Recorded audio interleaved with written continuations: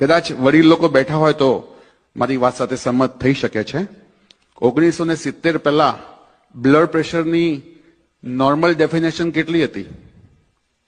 એટલે કે blood pressure normal કેટલું ગણાતું હતું? તો કે 180/110 એ નોર્મલ બ્લડ પ્રેશર ગણાતું હતું. પછી ફાર્મસીઓની દવાઓ નથી વેચાતી એટલે ઇન્સ્યોરન્સ કંપની વાળાને એપ્રોચ કર્યો અને એમ કરતા કરતા બ્લડ પ્રેશર ઘટતું અત્યારે 120/80 આવી ગયું છે. હવે એ લોકો પાસે કોઈ રસ્તો નથી, નહીં તો હજુ પણ ઘટાડી શકે એ લોકો. શુગર કેટલું હતું 1990 સુધીમાં? શુગર નોર્મલ લેવલ કેટલું હતું?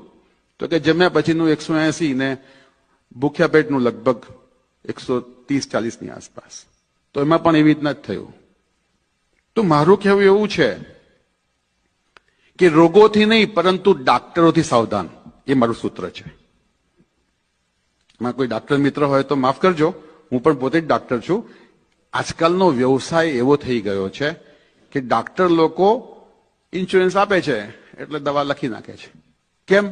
તો કે ઘણી બધી વર્લ્ડમાં એટલી મોટી મોટી ફાર્મસીઓ છે જે ડાક્ટરોને ટાર્ગેટ આપે છે કે જો તમારા ગ્રુપ વાળા આખા વર્ષમાં આટલી બ્લડ પ્રેશરની લખશે કે આટલી ડાયાબિટીસની દવા લખશે કે થાઇરોઇડની લખશે તો તમારી ફેમિલીને